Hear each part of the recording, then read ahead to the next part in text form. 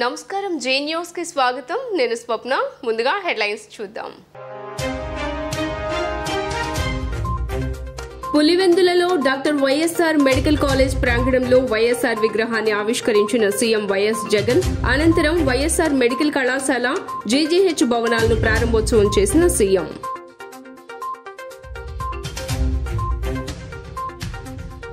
CM Jagan ఏపీకి IPL team తెస్తానంటున్నారని దానికి కోడికత్తి warriors perfect పేరు అని నారా లోకేష్ సెటైర్లు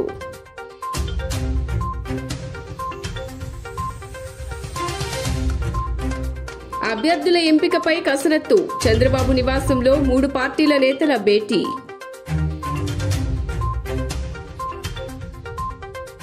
నగరంలో సందడి చేసిన హీరోయిన్ కామ్నా జట్మలాని సూర్యారావుపేటలో నూతనంగా ఏర్పాటు చేసిన గోపాల్ జ్యువెలర్స్ ప్రారంభోత్సవంలో పాల్గొన్న కామ్నా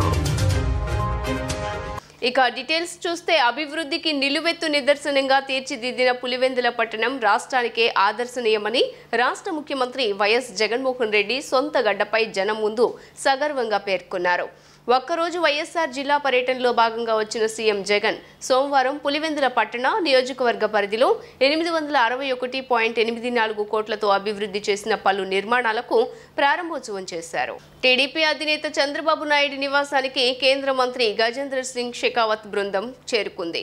వీరితో జనసేన నేత నాదెండ్ల మనోహర్ ఉన్నారు. గత 2 రోజులుగా ఏపీలోని తమ పార్టీ నేతలతో వరుస భేటీలు నిర్వహిస్తోంది. ఈ క్రమంలోనే నిన్న జనసేన అధినేత పవన్ కళ్యాణ్తో కూడా భేటీ అయ్యారు.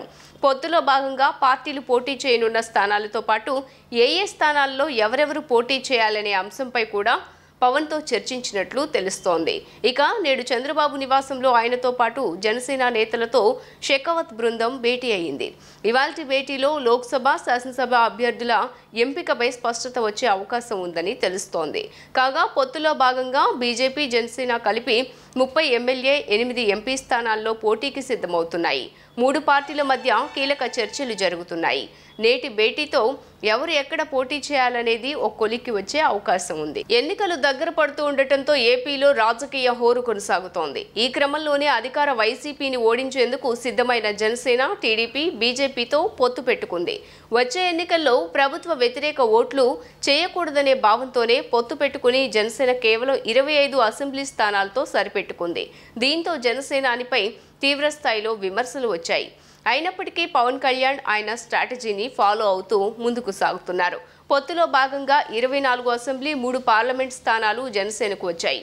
దీంతో మొదటి 5 అభ్యర్థులను జనసేనాని ప్రకటించారు. తాజాగా సోమవారం ఉదయం మరో స్థానంపై ఇరు పార్టీల మధ్య సయోధ్య కుదరటంతో నిడదవోలు అసెంబ్లీ నియోజకవర్గం నుంచి జనసేన తన అభ్యర్థిగా కందుల దుర్గేష్ను ప్రకటించింది. ఆయన ప్రస్తుతం ఉమ్మడి తూర్పు గోదావరి జిల్లా జనసేన అధ్యక్షుడిగా బాధ్యతలు నిర్వహిస్తున్నారు. సీఎం జగన్ ఏపీకి ఐపీఎల్ టీం తెస్తానన్నారని దానికి కోడికత్తి వారియర్స్ పర్ఫెక్ట్ పేరు అని నారా లోకేష్ సెటైర్లు వేశారు. ఈ జట్టులో members senior badminton Avinash Reddy, betting star Anil, గంట స్టార్ అంబటి, అరగంట star Avanti, allrounder Gorantla Madhav, YouTube star MP Bharat, సన్నబియ్యం సన్నాసి కొడాలి నాని అని అన్నారు. ఈ టీంని ఇంటికి పంపించే టైం వచ్చిందని చెప్పుకొచ్చారు. ముఖ్యమంత్రి గారు పదే ఆంధ్ర రాష్ట్రానికి ఐపీఎల్ టీం తీసుకొస్తానంటున్నారు. ఐపీఎల్ టీం కి పర్ఫెక్ట్ పేరు కోడికత్తి వారియర్స్. ఐపీఎల్ టీమ్ లో ప్లేయర్స్ ఎవరో తెలుసా? సీనియర్ బ్యాట్స్మెన్ అవినాష్ రెడ్డి, సొంత బాబాయిని గొడ్డలతో పొడి చంపాడు కదా, అందుకే సీనియర్ బ్యాట్స్మెన్ ఇద్దాం. బెట్టింగ్ స్టార్ అనిల్, అరగంట స్టార్ అంబట్టి, గంట స్టార్ అవంతి, ఇంకా ఆల్రౌండర్ ఎవరు? ఇప్పుడు సిప్ వేసుకుంటాం మర్చిపోతాడు. ఎవరది? ఎంపీ గోరెంట్ల మాధవ్. ఇంకా యూట్యూబ్ స్టార్ ఉన్నారండి. అతను ఏనాడు ప్రజల గురించి పార్లమెంట్లో మాట్లాడలా, ఏనాడు ఆంధ్ర రాష్ట్ర హక్కుల గురించి మాట్లాడలా. కానీ ఏకంగా కొత్త ప్యాంటు, కొత్త షర్టు, షాల్ వేసుకుని ఒక సినిమా యాక్టర్ లాగా అక్కడ రీల్స్ చేస్తూ ఉంటాడు. రాజమండ్రి ఎంపీ భరత్. ఇంకా బూతుల స్టార్ ఉన్నారండి, సన్నబియ్యం సన్నాసి కొడాలి నాని. ఇంకా పెన్షిటర్ బిఎఫ్ మధుసూదన్ రెడ్డి. టీం అద్భుతంగా ఉంది కదా. ఈ టీంని శాశ్వతంగా ఇంటికి పంపించే బాధ్యత ఆంధ్ర రాష్ట్ర ప్రజలపైన ఉందని ఈ సభాముఖంగా తెలుపుతున్నా. ఎవరు? బొత్స గారా? అయ్యో పాపం, అయ్యో పాపం, బొత్స గారు ఏం చెప్తున్నారు ఆయనకే అర్థమవుతురా నైనా. వైసీపీ ప్రభుత్వం తనపై పెట్టిన కేసు వల్లే రాష్ట్రంలోకి రాలేకపోయానని ఎంపీ రఘురామకృష్ణంరాజు అన్నారు. నాపై 17 కేసులు పెట్టారని కోర్టు ద్వారా తెలుసుకున్న స్టేలు తెచ్చుకోవడానికే 2-3 నెలల సమయం పట్టిందన్నారు. అందుకే ఇన్నాళ్లు అమరావతి రావాలన్నా కుదరలేదన్నారు. త్వరలో అమరావతి కల సాకారం అవుతుంది. ఈసారి ఓటును సద్వినియోగం చేసుకుందాం, వైసీపీని ఓడిద్దామని పిలుపునిచ్చారు. ఎన్నోసార్లు ప్రయత్నించిన ప్రతిసారి రాష్ట్రానికి రావాలని 1-2 కేసులు నా మీద రకరకాల కేసులు పెట్టడం జరిగింది. ఆ పెట్టిన 2 కేసులకి మళ్ళీ కోర్టులో స్టే తీసుకు రావడానికి ఒక 3 నెలల్లో మళ్ళీ షెడ్యూల్ ఇవ్వటం, మళ్ళీ కేసులు పెట్టడం, అలాగే అసలు ఎన్ని కేసులు ఉన్నాయో నాకే తెలియక మొన్న కోర్టుకు వెళ్ళి అసలు ఎన్ని కేసులు ఉన్నాయో చెప్పండిరా అని అడిగా. సుమారు 17 ఎన్నో కేసులు ఉన్నట్టుగా చెప్పారు.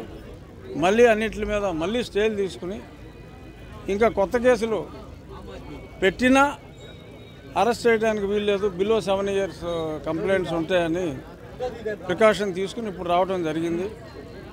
సో నిజంగా రాలేకపోవడం దురదృష్టం. అమరావతి కూడా ఎప్పటి నుంచో ఎన్నోసార్లు రావాలని, ఆ తర్వాత ఒక 2 నెలల క్రితం ఐ థింక్ జనవరిలో అనుకుంటా 17-18లో ఒక పెద్ద మహాసభ అనుకుంటే కూడా అప్పుడు ఎలాగైనా మళ్ళీ కోర్టులో అప్లై చేసి వచ్చేయాలనుకున్నాం. కానీ జనవరి అది అనుకోకుండా అది వాయిదా పట్టడం, చంద్రబాబు నాయుడు గారు, కళ్యాణ్ గారు అందరూ వస్తారనుకుంటే మళ్ళీ వాయిదా పట్టడం జరిగింది.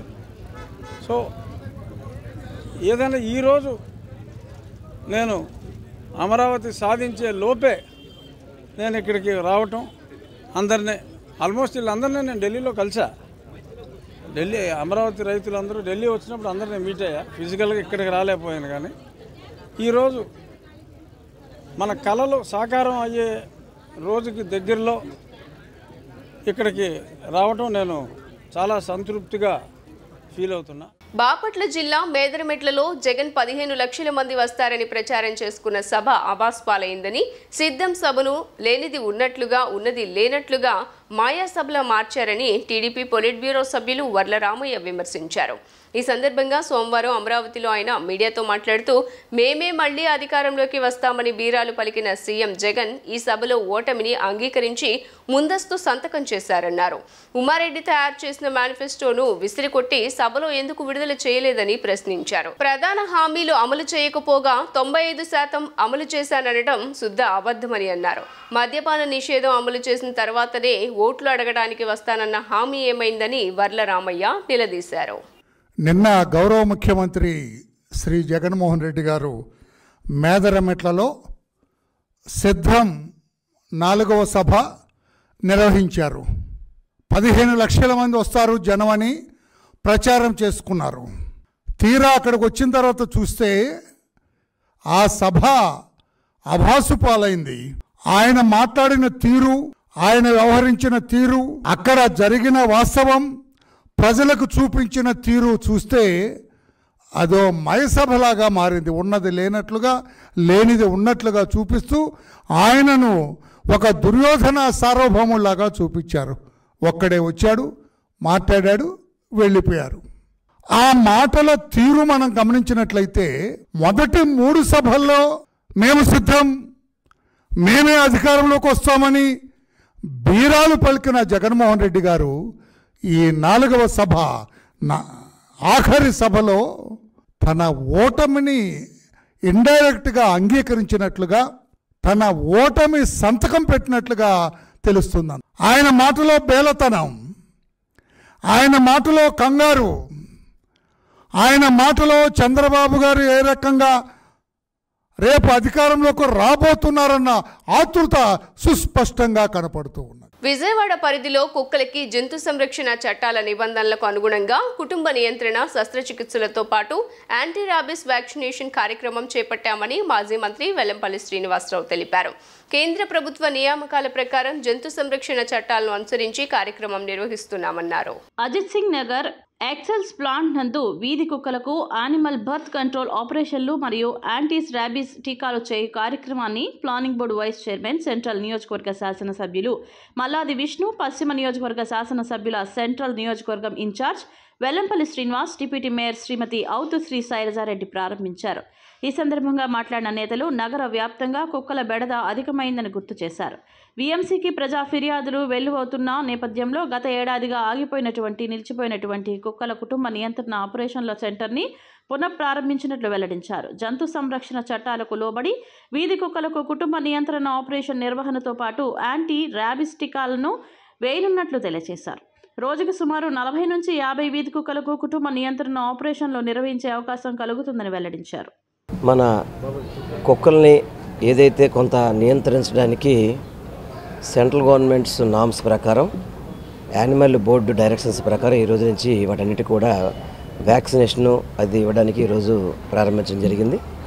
ఎందుకంటే మన సెంట్రల్ గవర్నమెంట్ నామ్స్ ఉన్నాయి, ఏదో యానిమల్స్ని ఏం చేయాలన్నా కూడా నామ్స్ ప్రకారం ప్రతి ఒక్కళ్ళు ఫాలో అవ్వాల్సిన అవసరం ఉంది. ఈరోజు ఏదైతే ఆ నామ్స్ ప్రకారమే ఇక్కడ వీధిలో ఉన్న కుక్కల్ని నియంత్రించడం కానివ్వండి, ఏదైతే చాలా వరకు పబ్లిక్ నుంచి బాగా కంప్లైంట్స్ వస్తున్నాయి, ప్రతి కుక్క మమ్మల్ని ఇబ్బంది పెడుతుందని, వాటన్నిటికీ కూడా వ్యాక్సినేషన్ ద్వారా ట్రీట్మెంట్ చేసి వాటి ద్వారా మళ్ళీ అదే కాకుండా ఒకవేళ పొరపాటున మనుషులు కలిసినా కూడా ఎటువంటి ఇబ్బంది లేకుండా అన్ని వ్యాక్సిన్లు కూడా ఇవ్వడం జరుగుతుంది. దీని ద్వారా ఏంటంటే కొంత ప్రజానికానికి ఊరట కలిగే విధంగా ఉంటుందని చెప్పని తెలియపరచుకుంటే ఈరోజు నుంచి దీన్ని క్రమం తప్పకుండా ప్రతిరోజు కూడా దీన్ని కంటిన్యూ చేసే విధంగా చేయాలని అధికారులు కూడా చెప్పడం జరిగింది. ప్రజల నుంచి విపరీతమైన కంప్లైంట్స్ వస్తున్నాయి, మా సందులో కుక్కలు ఎక్కువనే, మా సందులో బాగా ఇబ్బంది పెడుతున్నాయని చెప్పని.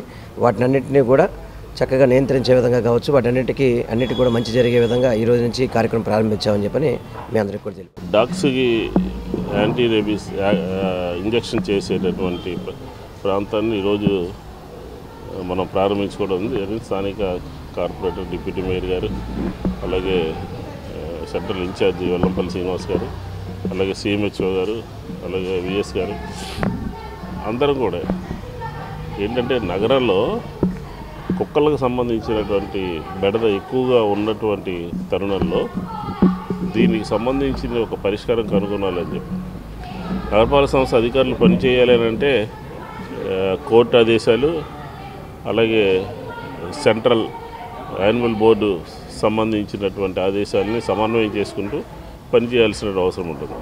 ఈ సందర్భంలో ఈ వ్యాక్సినేషన్కి 2000 కుక్కలకు సరిపడా వ్యాక్సినేషన్ని ఈరోజు మనం తెచ్చుకోవడం జరిగింది.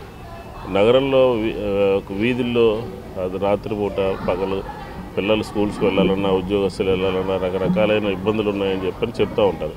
దాన్ని త్వరితగతిన అధిగమించడానికి యాంటీ ర్యాబీస్ ఇంజెక్షన్ ఇవ్వటము, ఎటువంటి ఇబ్బంది లేకుండా 250 కుక్కల వరకు కూడా ఇక్కడ పెట్టుకోవడానికి తగ్గట్టుగా కూడా దీన్ని నిర్మాణం చేపట్టడం జరిగింది. సెంట్రల్ నియోజకవర్గంలో ఉన్నటువంటి మన ఎక్సెల్ ఫ్యాక్టరీలో ఉన్నటువంటి ఏదైతే మన యానిమల్స్ ఉంటాయో మరి దాన్ని ఏబీసీ ఆపరేషన్ అనేటువంటి దాన్ని ఇవాళ ఇక్కడ ప్రారంభించడం జరిగింది. దానికి ముఖ్య అతిథిగా మన ఎమ్మెల్యే గారు విష్ణు గారు, అలాగే మన అభ్యర్థిగా ఉన్నటువంటి పశ్చిమ నియోజకవర్గ శాసనసభ్యులు మా వెల్లంపల్లి శ్రీనివాసరావు గారు రావడం జరుగుతుంది. అలాగే సిఎంహెచ్ఓ గారు. ఎందుకంటే యానిమల్స్ని ఇప్పుడు మనం చూస్తూ ఉన్నాం, కంట్రోల్ చేయనటువంటి పరిస్థితిలో ఉన్నాము. దాన్ని మరి ఇంజెక్షన్ ఇచ్చి మళ్ళీ వాటికి పిల్లలు పుట్టకుండా అనేటువంటి ఆపరేషన్ చేసి మరి వదిలేయటం కూడా జరుగుతూ ఉంది. మరి ఎందుకంటే విజయవాడ నగరంలోనే మనం చూస్తూ ఉన్నాం, అనేక ప్రాంతాలలో ప్రతి ఒక్కసారి కూడా కుక్కలతో చాలా ఇబ్బంది పడతాం అనేటువంటిది మన కౌన్సిల్లో కూడా ఉంది. మరి దాన్ని ఇక్కడ కుక్కలు ఏదైతే మన షెడ్ కూడా వేయడం జరుగుతుంది విజయవాడ నగరపాలక సంస్థ ఆధ్వర్యంలో. ఎక్కడైనా ఇట్లాంటి పిచ్చి కుక్కలు అవ్వచ్చు, లేకపోతే ఇంకా పిల్లలు పుట్టకుండా అనేటువంటి ఆపరేషన్లు మరి ఈ రోజున మరి చేయడం కూడా చాలా సంతోషం. విజయవాడ నగర కార్పొరేషన్ ఆధ్వర్యంలో మన యానిమల్ బర్త్ కంట్రోల్ సెంటర్ పునః ప్రారంభించడం జరిగింది. అంటే గతంలో దాదాపు 1 ఇయర్ బ్యాక్ స్టాప్ చేయడం జరిగింది. ఎందుకంటే అప్పుడు animal welfare board of India వారు animal birth control rules 2003 rules అనేది ఫ్రేమ్ చేయడం జరిగింది.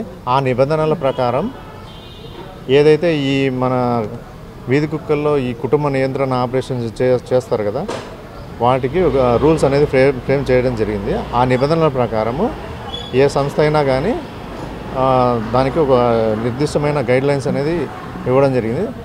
అందుకనేసి దానికి ఆల్ ఓవర్ ద స్టేట్ మన రాష్ట్రం అంతా కూడా టెండర్ ప్రాసెస్ అనేది చేయడం జరిగింది. ఆ టెండర్లో భాగంగా మన విజయవాడ నగరంకు నవోదయ వెటనరీ సొసైటీ వారికి అలాట్ చేయడం జరిగింది. అది వాళ్ళు ఆ సొసైటీ వాళ్ళు మళ్ళీ animal welfare board of India నుంచి రికగ్నిషన్ ప్రాజెక్ట్ రికగ్నిషన్ సర్టిఫికేట్ అనేది తీసుకోవడం జరిగింది. దానికోసం అనేసి ఈ లేట్ అనేది ప్రాసెస్ స్టాప్ చేయడం జరిగింది అనమాట. ఈ వీధి కుక్కల్లో కుటుంబ నియంత్రణ ఆపరేషన్స్ అనేది గత జూన్ 2023 స్టాప్ చేశారు. తిరిగి మళ్ళీ ఈరోజు పునఃప్రారంభించడం జరిగింది. మన విజయవాడ మున్సిపల్ కార్పొరేషన్లో ఈ వీధి కుక్కల నియంత్రణకు మాకు ఒక సంవత్సరం నుంచి 3 సంవత్సరాల వరకు ఈ టెండర్ మాకు లభించింది. దీని యొక్క మెయిన్ ఉద్దేశం ఏంటంటే ప్రతి వీధిలో ప్రతి వార్డు వైజ్గా తీసుకొచ్చి వాటికి యాంటీరబీస్ వ్యాక్సినేషన్ చేసి సర్జరీస్ చేసి సేమ్ ప్లేసెస్ వేసి పెడితే వాటిలో ఉన్న డాగ్స్లో ఉన్న ఆ ఫెరేషన్స్ తగ్గిపోయి మనుషులకు కూడా డాగ్ బైట్స్ తక్కువ వస్తుంది. కాకపోతే ఇది నిరంతరం చేసే ప్రక్రియ. ఒక 3-4 ఏళ్ళు 5 ఏళ్ళు 6 ఏళ్ళు చేస్తే 99% సక్సెస్ అవుతుంది. ఇదే విధంగా మేము హైదరాబాద్లో చేసాము. హైదరాబాద్లో టోటల్ సర్జరీస్ అయిపోయినాయి. ఇక్కడ ఏమైందంటే పోయిన సంవత్సరం మేలో బంద్ చేసినాం. మళ్ళీ ఈ 10-11 నెలల గ్యాప్ వచ్చేసింది. ఇప్పుడు ఎప్పుడైతే మనం ఈ గ్యాప్ వచ్చేసిందో మళ్ళీ ఉన్న సంతానం అంతా అన్ని డాగ్స్ అయిపోయినాయి. ఇన్ని రోజులు చేసిందంతా వృధా అయిపోయింది. కాకపోతే ఇక్కడి నుంచి అయినా ఇది రెగ్యులర్ ప్రోగ్రాము నడిచి ఈ విజయవాడ మున్సిపల్ కార్పొరేషన్లో ఒక్క డాగ్ బైట్ కానీ ఒక్క యాంటీరబీస్ ఈ ఏదైతే ఉందో కుక్కలు కడితే వచ్చే వ్యాధులు ఇవన్నీ బంద్ కావాలని దానికి చేసే ప్రోగ్రాం ఇది. దీన్ని సక్సెస్ చేయాలని ప్రతి ఒక్కరూ అధికారులు మీడియా ప్రతినిధులు అందరూ సహకరించాలని కోరుకుంటూ ఎన్నికల సమయం దగ్గర పడుతూ ఉండటంతో సీఎం జగన్ మరోసారి ప్రజలను మోసం చేసేందుకు ప్రయత్నిస్తున్నారని సిపిఎం నాయకులు బాబురావు మండిపడ్డారు. సింగనగర్లో సభ పేరుతో పట్టాలు పంచే కార్యక్రమం ప్రభుత్వం నిర్వహించాలనుకునే కార్యక్రమం దుర్మార్గమన్నారు. విజయవాడ సెంట్రల్ నియోజకవర్గంలో సిపిఎం పార్టీని గెలిపించాలంటూ బాబురావు ఆదివారం సాయంత్రం ప్రచారం నిర్వహించారు. 58వ డివిజన్లో సింగనగర్లో షాదీఖానా నుంచి ప్రారంభించి కృష్ణా హోటల్ సెంటర్ మీదుగా పర్యటిస్తూ ఓట్లను అభ్యర్థించారు. అనంతరం ఆయన మాట్లాడుతూ జగనన్న కాలనీలలో స్థలాలు చూపించకుండా పట్టాలు ఇచ్చి ఉపయోగం ఏంటని ప్రభుత్వాన్ని ప్రశ్నించారు. పేద ప్రజలను మోసం చేసే విధంగా సీఎం జగన్ వ్యవహరిస్తున్నారంటూ ధ్వజమెత్తారు. మధ్యకట్ట ప్రాంత వాసుల సమస్యలను పట్టించుకోవడం లేదని, అందుకే వచ్చే ఎన్నికల్లో ప్రజలు వైసీపీకి తగిన గుణపాఠం చెప్పాలని పిలుపునిచ్చారు. ముఖ్యమంత్రి జగన్మోహన్ రెడ్డి గారు విజయవాడ అజిత్ సింగ్ నగర్కి వచ్చి పట్టాలు ఇస్తామని పెద్ద హడావిడి చేస్తున్నారు, మీటింగ్ పెడుతున్నారు. జనం సొమ్ముతో ప్రభుత్వ మీటింగ్ పెడుతున్నారు. కానీ చేసేది మాత్రం ఎన్నికల ప్రచారం చేస్తున్నారు. నిజంగా మీ పార్టీ మీటింగ్ పెట్టి చెప్పుకోవచ్చు, కానీ జనం సొమ్ముతో మీరు మీటింగులు పెట్టుకోవటం ఏంటి? 5 ఏళ్ళు నిద్రపోయి ఇవాళ మేము పట్టాలు ఇస్తున్నామని చెప్తున్నారు. అంటే ఎన్నికల నెల రోజుల ముందే మీకు పట్టాలు గుర్తొచ్చినాయా? ఏం పట్టాలు ఇస్తున్నారు మీరు? ఉత్తిత్తి పట్టాలు. అసలు స్థలం చూపించలా, లేని స్థలానికి ఇల్లు కట్ల, లేని ఇంటికి ఇవాళ పట్టా ఇస్తున్నామంటున్నారు. ఆ పట్టాల్లో కూడా చూస్తే ఆ పట్టాలు ఒక ప్రింటింగు పట్టా సచివాలయాల్లో ఇచ్చేస్తున్నారు. దాని మీద జగన్మోహన్ రెడ్డి గారి బొమ్మ వేసుకుంటున్నారు. జగన్మోహన్ రెడ్డి గారి బొమ్మతో ఉన్నటువంటి పట్టాలు పనికొస్తాయా ఈరోజున అడుగుతున్నాం. దాంట్లో ఇవాళ పనికొస్తాయా? పనికిరావు. పైపెచ్చు 10 ఏళ్ల వరకు దాంట్లో ఏ హక్కు ఉండదంటున్నారు. మళ్ళీ ఏదైనా ఉంటే మేము స్వాధీనం చేసుకుంటామంటున్నారు. మరి ఎక్కడ మీరు చేస్తున్నటువంటిది? ఎందుకు ఈ పట్టాలు? ఆ రోజున కమ్యూనిస్టులుగా సింగనగర్లో అందరికీ రిజిస్టర్ పట్టాలు ఇచ్చాం, ఆ రకమైనటువంటి పని చేశాం. ఇప్పుడు ఇవాళ ముఖ్యమంత్రి గారు సమాధానం చెప్పాలి. 46వ డివిజన్ ప్రాంతంలో కోట్లాది రూపాయలు నిధులు వెచ్చించి అభివృద్ధి కార్యక్రమాలు పూర్తి చేయడంతో మోడల్ డివిజన్గా తయారైందని పశ్చిమ నియోజకవర్గ వైసీపీ ఇన్ఛార్జ్ షేక్ ఆసిఫ్, నగర మేయర్ ఆయన భాగ్యలక్ష్మి తెలిపారు. పవన్ కళ్యాణ్, చంద్రబాబు ఇద్దరూ కలిసి ప్రజలను మోసం చేసేందుకు మాయమాటలు చెబుతున్నారని, వారికి ప్రజలే సరైన గుణపాఠం చెప్పాలని అన్నారు. జగన్మోహన్ రెడ్డి చేపట్టిన సిద్ధం సభలకు లక్షల మంది తరలివచ్చి బ్రహ్మరథం పడుతున్నారని పేర్కొన్నారు. విజయవాడ పశ్చిమ నియోజకవర్గం 46వ డివిజన్లో గడప గడప కార్యక్రమం రాయన భాగ్యలక్ష్మి గారి ఆధ్వర్యంలో గడప గడపకి వెళ్ళడం జరిగింది. ప్రతి గడపకి వెళ్ళి ఏదైతే సమస్యలు ఉన్నాయో ఆ సమస్యల్ని పరిష్కరించే విధంగా ముందుకెళ్తున్నాం. మేము వెళ్ళంగానే వాళ్లే వచ్చి మాకు బ్రహ్మరథం పట్టి హారతులు ఇచ్చి, అయ్యా మాకు అన్ని సంక్షేమ పథకాలు అందుతున్నాయి, మా రోడ్లు సీసీ రోడ్లు కానీ, అలాగే డ్రైన్లు కానీ, వాటర్ పైప్ లైన్ కానీ, అనేక ఎలక్ట్రిక్ ఫెసిలిటీస్ కానీ అన్నీ మాకు దగ్గరుండి మేయర్ అయిన రాయన భాగ్యలక్ష్మి గారు మాకు అన్నీ సమకూరుస్తూ మా డివిజన్ అభివృద్ధి చేస్తున్నారు. మంచి మోడల్ డివిజన్గా తీర్చిదిద్దడం జరిగింది. ఈ యొక్క డివిజన్లో అనేక వసతులు కల్పించి మేము వెళ్ళి వాళ్ళకి ఓట్లు అడుగుతున్నాం. వాళ్ళే ముందొచ్చి చెప్తున్నారు, జగనన్న మాకు ఎన్నో సంక్షేమ పథకాలు ఇచ్చారు, ఎంతో అభివృద్ధి చేశారు. ఈ డివిజన్లో అందరూ చెప్పడమే, మా ఇంట్లో అమ్మఒడి వచ్చింది, చేయుత వచ్చింది, ఆసరా వచ్చింది, అనేక పథకాలు మేము జగనన్న ద్వారా తీసుకుంటున్నాం, మళ్ళీ ఆయన కాకపోతే ఇంకెవరికి వేస్తామయ్యా అని చెప్తున్నారు. ఇన్ని పథకాలు, ఇన్ని సంక్షేమం చేసి మేము వెళ్ళి ఓటు అడుగుతున్నాం. మరి ఏ ఒక్క పథకాలు ఇవ్వకుండా, ఏ ఒక్క అభివృద్ధి చేయకుండా చంద్రబాబు నాయుడు అలాగే ఆయన దత్తపుత్రుడు పవన్ కళ్యాణ్ ఓట్లు అడగడానికి వస్తున్నారు. మీరు ప్రజలందరూ గమనించాలి. నిత్యం ప్రజల్లో ఉండే నాయకులు కావాలా, లేకపోతే తెలంగాణలో తలదాచుకునే నాయకులు కావాలా? మీరు ఆలోచించి ఓటు చేయాలని చెప్పి మేము చెప్పడం జరుగుతుంది. ప్రతి ఒక్క మహిళ బయటకు వచ్చి మాకు హారతలు ఇవ్వటమే కాకుండా మా ఇంట్లో 2 సంక్షేమాలు వస్తున్నాయి, 3 సంక్షేమ పథకాలు వస్తున్నాయి, ఈయనకి కాకపోతే ఎవరికేస్తామని స్వచ్ఛందంగా వాళ్ళు నవ్వు మొహాలతోటి జగనన్న చెప్తారు చిక్కటి నవ్వుతోటి అని, అలాగే అంతే ఆనందంతో వాళ్ళు బయటకు వచ్చి మాకు ఆహ్వానం పలకటం కానీ, దీనికి తప్పితే మేము దేనికి వెయ్యము అని చెప్పి వాళ్ళు స్వచ్ఛందంగా చెప్పడం కానీ చాలా ఆనందంగా ఉంది.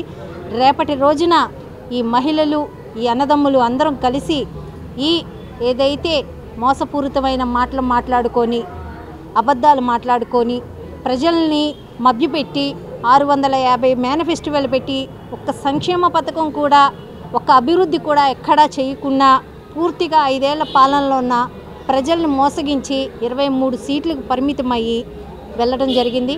రాబోయే కాలంలో ఆ 23 సీట్లు కూడా వాళ్ళకి మిగలవు. తూర్పు నియోజకవర్గంలో వైసీపీ ఇన్ఛార్జ్ దేవినేని అవినాష్ విజయాన్ని కాంక్షిస్తూ అతని కుటుంబ సభ్యులు విస్తృత ప్రచారం చేస్తున్నారు. అవినాష్ పడిన కష్టాన్ని, చేసిన అభివృద్ధిని దృష్టిలో ఉంచుకుని ఓటు వేయాలని వారు అభ్యర్థిస్తున్నారు. ప్రజలు స్వచ్ఛందంగా ముందుకు వచ్చి ప్రభుత్వం ద్వారా అందిన సంక్షేమం గురించి చెప్పడం ఆనందంగా ఉందని కోఆప్షన్ మెంబర్ ముస్నూరు సుబ్బారావు తెలియజేశారు. టీడీపీకి ఓటమి భయంతో వైసీపీ ముఖ్య నేత గుంటుపల్లి నరసింహారావు తమ పార్టీలో చేరుతున్నారని ప్రచారం చేసుకోవడంపై ఆగ్రహం వ్యక్తం చేశారు. గద్దె రామ్మోహన్ దిగజారుడు రాజకీయాలకు ఇదొక ఉదాహరణ అని ఆయన పేర్కొన్నారు.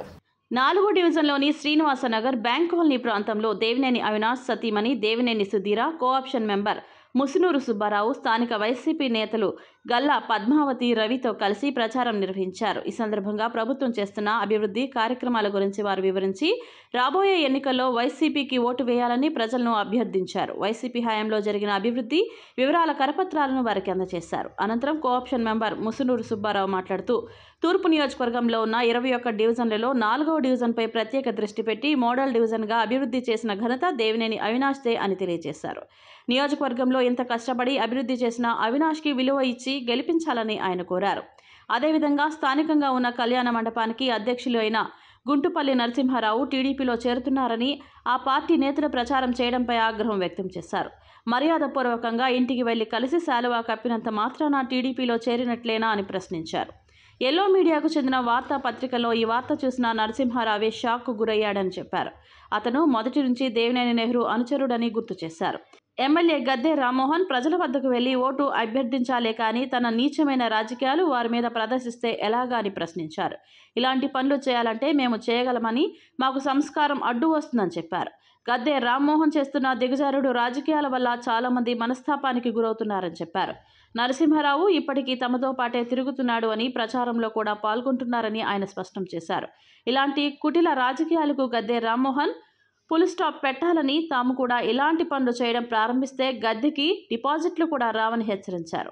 మేము ప్రజల మనసులు గెలుచుకొని విజయం సాధించాలని చూస్తున్నాం తప్ప గద్దె రామ్మోహన్ మాదిరి నీచ రాజకీయాలు చేయడం లేదన్నారు.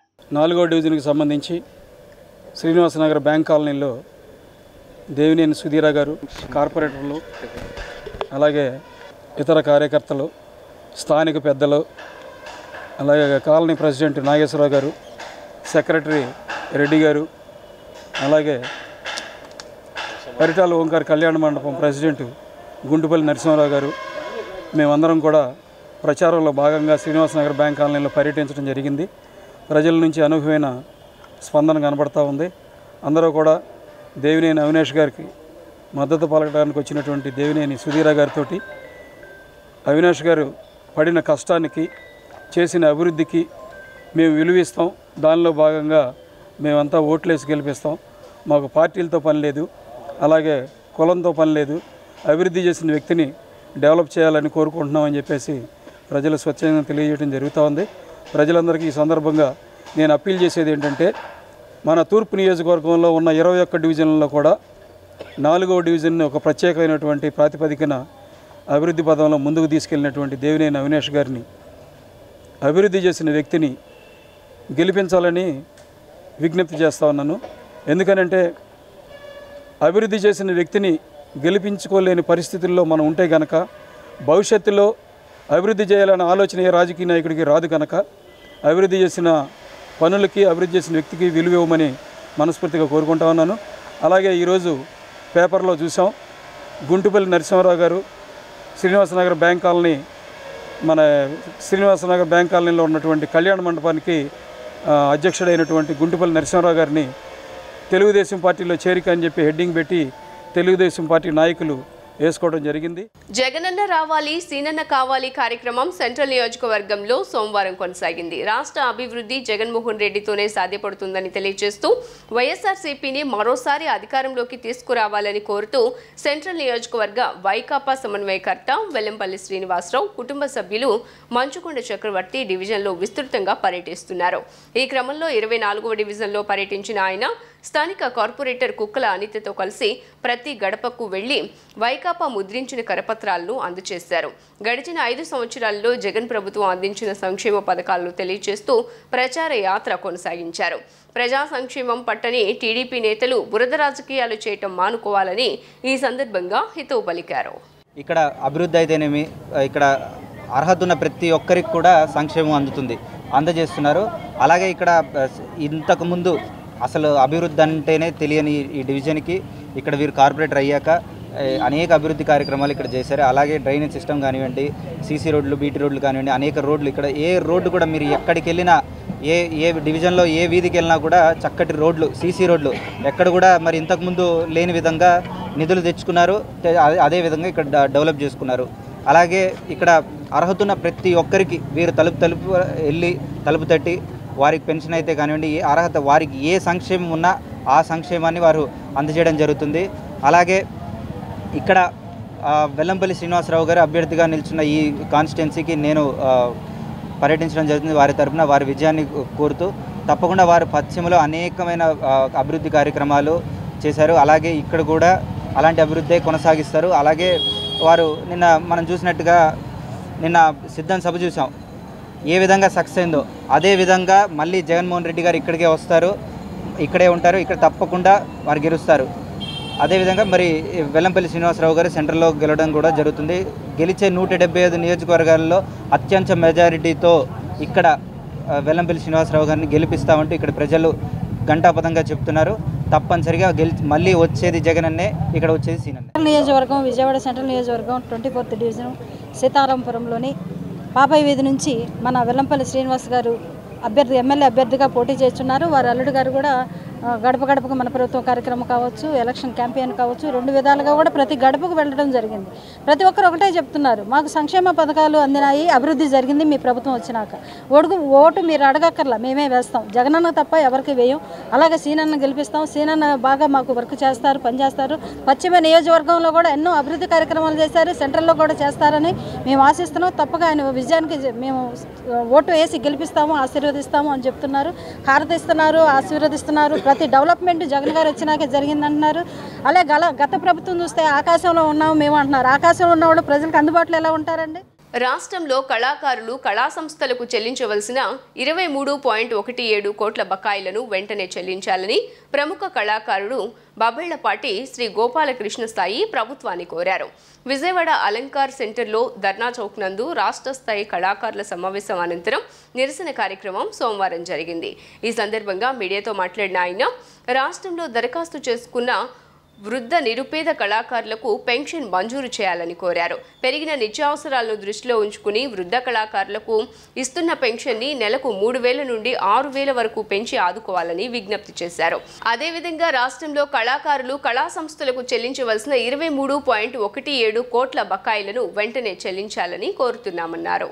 వివిధ కళా సంస్థల కళాకారులు ఇక్కడ విజయవాడ ధర్నా చౌక్లో మా నిరసన రాష్ట్ర ప్రభుత్వానికి తెలియపరచడం కోసం ఇక్కడ మేము సమావేశమైనాం. అనేక సమస్యలు ఉన్నాయి కళాకారులకి, అయినా సరే ముఖ్యంగా ఒక 3 సమస్యల పరిష్కారం కోసమని ప్రభుత్వానికి మా ఆక్రందన తెలియపరచడం కోసం ఇక్కడ మేము సమావేశమైనాం. ఒకటి, ఆంధ్రప్రదేశ్ ప్రభుత్వం గత 5 సంవత్సరాల క్రితం 2018-19లో ఈ రాష్ట్ర ప్రభుత్వం రాష్ట్రంలో ఉన్న జానపద కళాకారులు, రంగస్థల కళాకారుల చేత వాళ్ళ పథకాలని ప్రజల్లోకి తెలియపరచడం కోసమని 11,07,00,000 రూపాయల కార్యక్రమాలు చేయించుకున్నారు. కళాకారుడికి ఇచ్చేది ఒక రోజుకి 1,000 రూపాయలు మాత్రమే.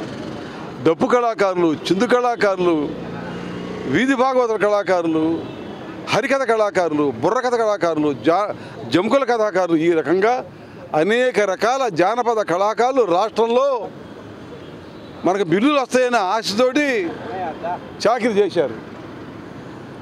వాళ్ళకి ఆ ట్రూప్ లీడర్లు అప్పులు చేసి కట్టారు. ఇది మొత్తం 11,07,00,000 అయింది.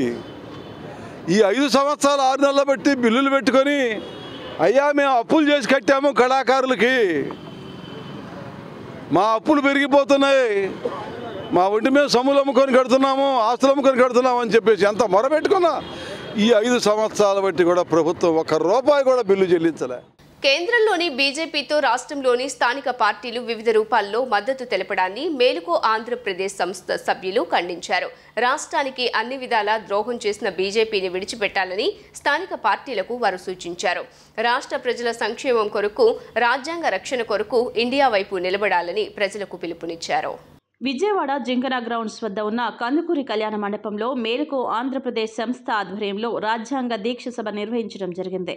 ఈ సందర్భంగా మేలుకో ఆంధ్రప్రదేశ్ సభ్యులు మీడియాతో మాట్లాడారు. కేంద్రంలో మోడీ ఫాసిస్ట్ ప్రభుత్వం తిరిగి అధికారంలోకి రాకూడదని అన్నారు. తాము చేసే పోరాటంలో లౌకిక ప్రజాస్వామిక శక్తుల మద్దతు కావాలని కోరారు. మోడీ నాయకత్వం గల ఎన్డీఏ ప్రభుత్వం దేశంలో మతోన్మాదాన్ని, మనువాదాన్ని పెంచి పోషిస్తోందని విమర్శించారు. మోడీ పాలనలో దేశ ప్రజల స్థితిగతులు అధ్వానంగా మారాయని ఆవేదన వ్యక్తం చేశారు. రైతులకు వ్యతిరేకంగా వ్యవసాయ చట్టాలను, కార్మికులకు వ్యతిరేకంగా లేబర్ విధానాలను, గిరిజనులకు వ్యతిరేకంగా అటవీ హక్కుల సవరణ చట్టాలను, ఇలా ఎన్నో చట్టాలతో ప్రజలను మోడీ ప్రభుత్వం తీవ్ర ఇబ్బందులకు గురిచేసిందని మండిపడ్డారు. దురదృష్టవశాత్తు రాష్ట్రంలో 3 రీజనల్ పార్టీలు వివిధ రూపాల్లో బీజేపీతో సంబంధం పెట్టుకున్నాయని విమర్శించారు. రాష్ట్ర ప్రజల సంక్షేమం కొరకు, రాజ్యాంగ రక్షణ కొరకు ఇండియా వైపు నిలబడాలని ప్రజలకు పిలుపునిచ్చారు. మేలుకో ఆంధ్రప్రదేశ్ అన్న ఈ కార్యక్రమానికి ప్రత్యేకంగా ఒక మహిళగా, ఒక రిలీజియస్ ఉమెన్గా నేను చెప్పాల్సింది ఏంటంటే, ఎప్పటికంటే మరింత ఎక్కువగా సమాజాన్ని కాపాడవలసిన బాధ్యత, రక్షించవలసిన బాధ్యత, రాజ్యాంగాన్ని మన చేతుల నుంచి తొలగిపోకుండా చూసుకోవాల్సిన భారం మన మీద ఈరోజు ఇంతకు మునుపు కంటే ఎక్కువగా పడిందని నా ఆలోచన, నా అభిప్రాయం కూడా, నా opinion. Democracy today is at its lowest place. The constitution certainly is not going to be the way it is so far in the history of our independent era of India. So all of us భారతదేశ పౌరులుగా బాధ్యత రాజ్యాంగాన్ని కాపాడడం, రాజ్యాంగాన్ని రక్షించుకోవడం, మన సమాజాన్ని, మన దేశాన్ని మొత్తాన్ని కాపాడుకునే బాధ్యత మనందరి భుజాలపైన ఉంది అని నేను దృఢంగా నమ్ముతున్నాను. రావులపాలెం, తూర్పుగోదావరి జిల్లా people's action for rural awakening PARA అనే సంస్థను ఏర్పాటు చేసి మానవ హక్కుల పరిరక్షణ కోసం దళిత, మైనారిటీల, మహిళల, బాలబాలికల యొక్క హక్కుల కోసం రాజ్యాంగాన్ని ఒక ఆయుధంగా వాడుకొని ఆ హక్కులని పరిరక్షించుకుంటూ వచ్చాము. అయితే మన ముందున్న దుస్థితి ఏంటంటే, ఏ రాజ్యాంగమైన ఒక ఆయుధంగా తీసుకొని మేము పోరాడామో, హక్కుల కోసం మేము ప్రయత్నించామో, ఆ ఆయుధాన్ని ఇప్పుడు కాపాడాల్సిన సమయం వచ్చింది, ఆ రాజ్యాంగాన్ని కాపాడాల్సిన సమయం వచ్చింది. ప్రముఖ కథానాయకురాలు కామ్నా జెట్మలాని నగరంలో సందడి చేశారు. సూర్యారావుపేటలో నూతనంగా ఏర్పాటు చేసిన గోపాల్ జ్యువెలర్స్ ను ఆమె లాంఛనంగా ప్రారంభించారు. షోరూంలో వినూత్న మోడల్స్ ఉన్నాయని, మహిళా మనులను ఖచ్చితంగా బంగారు ఆభరణాలు ఆకట్టుకుంటాయని ఈ సందర్భంగా ఆమె పేర్కొన్నారు. సూర్యారావుపేటలోని విజయ హాస్పిటల్ సమీపంలో నూతనంగా గోపాల్ జ్యువెలర్స్ షోరూంను ఏర్పాటు చేశారు. ఈ షోరూంకు ప్రముఖ కథానాయకురాలు కామ్నా జెట్మలాని ముఖ్య అతిథిగా విచ్చేసి షోరూంను లాంఛనంగా ప్రారంభించారు. అనంతరం షోరూంలో ఏర్పాటు చేసిన వివిధ రకాల బంగారు ఆభరణాల మోడల్స్ను తిలకించడంతో పాటు వాటిని ధరించి ప్రదర్శించారు. ఈ సందర్భంగా ఆమె మాట్లాడుతూ గోపాల్ జ్యువెలర్స్లో బంగారు ఆభరణాలు మోడల్స్ చాలా బాగున్నాయి అని ఆమె సంతోషం వ్యక్తం చేశారు. తయారీదారులే నేరుగా బంగారు ఆభరణాలను విక్రయించడం వ్యాపార రంగంలో ఇది ఒక శుభ పరిణామమని తెలిపారు. గోపాల్ జ్యువెలర్స్ దినదిన అభివృద్ధి చెందాలని, మరిన్ని శాఖలు ఏర్పాటు చేయాలని ఈ సందర్భంగా ఆమె ఆకాంక్షను వ్యక్తం చేశారు. తనకు 2 పిల్లలు పుట్టడం కారణంగా సినిమా రంగంలో కొంతకాలం విశ్రాంతి తీసుకున్నారని, ప్రస్తుతం 2 సినిమాలకు సైన్ చేసినట్లు తెలిపారు. ఒక కామెడీ చిత్రంతో పాటు వెబ్ సిరీస్లో కూడా నటిస్తున్నానని ఆమె తెలియజేశారు. ఈ కార్యక్రమంలో షోరూం అధినేత గోపాల్ మాట్లాడుతూ విజయవాడ నగరంలో ప్రథమంగా తామే బంగారు నగలను తయారు చేసి వాటిని నగరవాసులకు విక్రయిస్తున్నామని తెలిపారు. షోరూం ప్రారంభోత్సవాన్ని పురస్కరించుకొని నేటి నుండి ఈ నెల 25వ తేదీ వరకు తరుగు మజూరీపై ఆఫర్ అందిస్తున్నామని, ఈ అవకాశాన్ని నగర ప్రజలు సద్వినియోగం చేసుకోవాలని ఆయన కోరారు. నెక్లెస్లు, హారాలు, బంగారు చైన్స్, ఉంగరాలు వివిధ రకాల మోడల్స్లో తక్కువ ధరలకే లభిస్తాయని ఆయన వివరించారు. విజయవాడ వాసులు తమను ఆదరించాలని ఆయన కోరారు. నేను కారిగర్ కస్టమర్ డైరెక్ట్, దానికి తురుగు మజూరీ చాలా తక్కువలో వస్తుంది. అంటే నేను తయారు చేసి యాక్చువల్లీ జ్యువెలర్స్కి ఇస్తాము. ఇప్పుడు నేను కూడా రిటైల్ షాప్ పెట్టాము. మీరు అందరికీ నేను మా రిక్వెస్ట్, ఒక్కసారి మా షాప్కి విజిట్ చేయండి. ఆ బయటి షాప్కి మా షాప్కి తురుగు మజూరీ మీకు అర్థం వస్తుంది. అది మా అందరికీ రిక్వెస్ట్.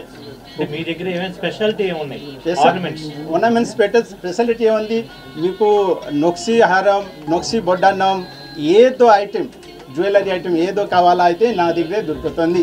రెడీగా లేదు అంటే ఐటెం మీరు మోడల్ ఇస్తే నేను చేసి ఇస్తాము.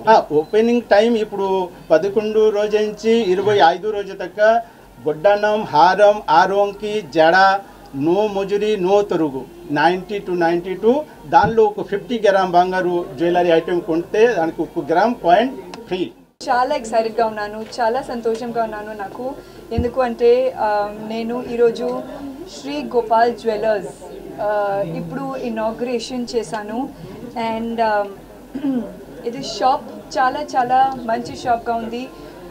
నేను చూసాను చాలా చాలా వెరైటీస్గా ఉంది ఇక్కడ. And I'm wearing one of the collection. As you can see ఇది చాలా బ్యూటిఫుల్ టెంపుల్ సెట్ ఉంది. అండ్ ఇది చోకర్ కూడా చాలా బాగుంది.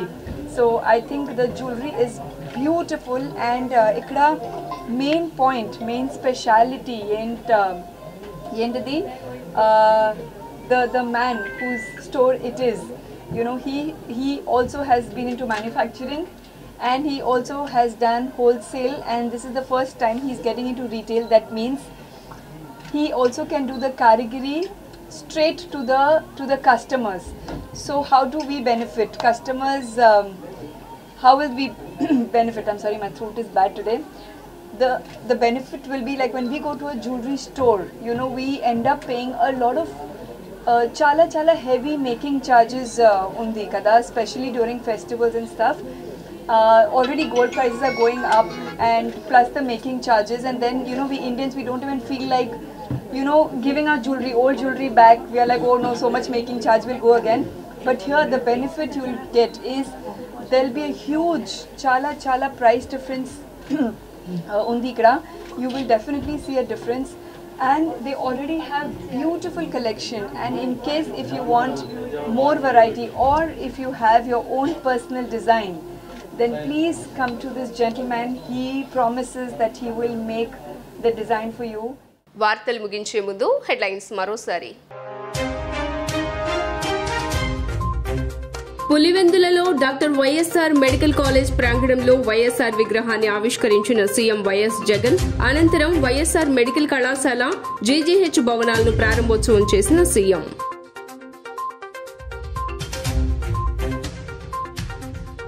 సీఎం జగన్ ఏపీకి ఐపీఎల్ టీం తెస్తానంటున్నారని, దానికి కోడికత్తి వారియర్స్ పర్ఫెక్ట్ పేరు అని నారా లోకేష్ సెటైర్లు.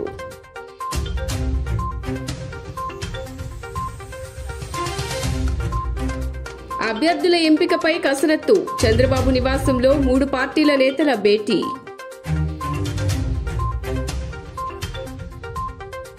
నగరంలో సందడి చేసిన హీరోయిన్ కామ్నా జట్మలాని. సూర్యారావుపేటలో నూతనంగా ఏర్పాటు చేసిన గోపాల్ జ్యువెలర్స్ ప్రారంభోత్సవంలో పాల్గొన్న కామ్నా. జీ న్యూస్ ఇంతటితో సమాప్తం. తిరిగి వార్తల్లో మళ్ళీ కలుద్దాం. అంతవరకు సెలవు. నమస్కారం.